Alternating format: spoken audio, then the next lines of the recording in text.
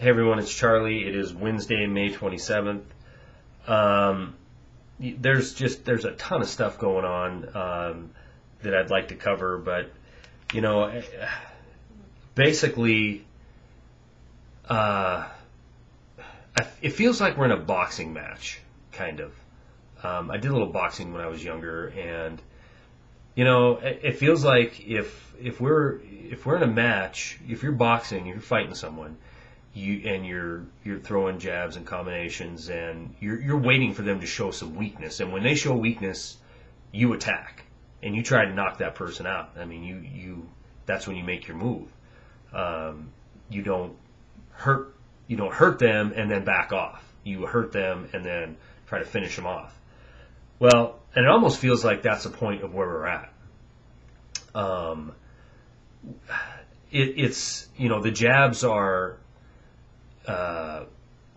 positive comments made by in March made by Bernanke on that housing's bottomed out and we're heading for third quarter recovery, third quarter growth.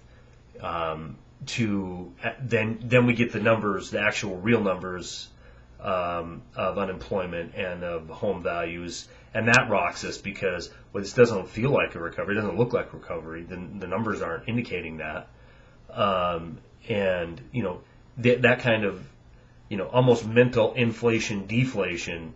It tends to make people rock them. It tends to rock you, and after so much of that, you will just either totally close it off, so you don't pay attention. You get the feeling that there's nothing I can do about it anyway, and whatever happens happens, or you get just extremely cynical, which is probably more in the camp that I'm in. Is I'm cynical of anything that I hear on the news, and I'm also very cynical on government statistics.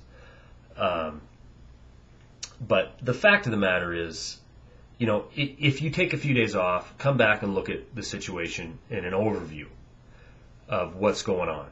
And I don't know, if you're not troubled by it, or if you're not alarmed by it, then I don't know. I mean, I don't know how you cannot be. I mean, look at the situation we're in. We have our federal government shoving stimulus down our throat, shoving this multi-trillion-dollar deficit down our throat. We have states that are, obviously 34 of them feel so adamant about protecting their rights. They're reintroducing legislation affirming states' rights. We have the federal government, who is merging government power with corporate power, and that's in automotive industry, banking industry, insurance industry, and that plain and simple, by definition, is fascism. I mean, these things are happening right before your very eyes, but it's happening in the midst of an information overload. So maybe you're not paying attention to this little part because there's 52,000 other things being thrown at you. Kim Jong-il, he's testing a nuke, and they've decided that they're no longer going to honor the agreement that ended the Korean War. And pick your distraction. I mean, maybe if you're Republican, you're distracted because they just announced this new Supreme Court justice who's liberal. I mean, all these distractions every day, more and more, coupled with, you get mixed messages from our own media. One day we're showing signs of recovery and showing signs of growth, and then the next day, we drop 200 points, and it's almost like an orchestra, and there's just so much going on. You can't hear the metronome in the background, tick, tick, tick, keeping the beat. And that's kind of what it felt like coming back, taking 4 or 5 days off from all this information, and then taking an overview of where we are. And here's where we are. We're sitting with more people ever in the history of the country are continually on unemployment. We're still losing 500,000 plus jobs a month. Home values are still falling through the floor. Foreclosures are still at record highs and continuing to get higher. There's no metric of the economy, no way to measure it that shows a positive number. I mean, please, somebody tell me it. Unless you work for the government, they're hiring. So the economy is still as fragile as ever. We have our government trying to merge itself with corporations to have a fascist type regime. I don't know what else you call it.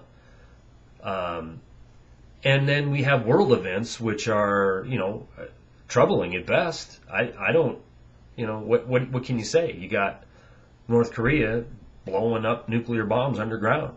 You have ships moving all over the world, rattling sabers. So, I mean, it's a scary thing to come back in, to unplug and then come back and check it out. But, it's reality. That's where we are. And I guess, my message has always been half the battle is accepting the truth and finding out what the truth is and accepting it. So none of this hits you as a big shock. Everything else comes after that fact. You need to prepare mentally for the fact that you might be whatever, out of a job, out of a house, out of whatever, and things might get really rough for you. I had some people ask, what have I done to prepare? I mean, I've done a lot to prepare, but the number one thing I've done to prepare is acknowledge the fact that maybe the people in charge of this country, and I'm not talking about President Obama, I'm talking about the money men in charge of this country, don't have my best interest at heart. And maybe I will be unemployed, and maybe I will be homeless, and maybe I will have to make really hard decisions in the future. I mean, that's the number one thing I did to prepare, was to wake up to the reality that my perfect little world could be turned upside down. So, anyway, I am back now from my vacation, so I'll probably be cranking out a bunch more videos this week. Hope everybody had a good holiday, and that's all I got for now.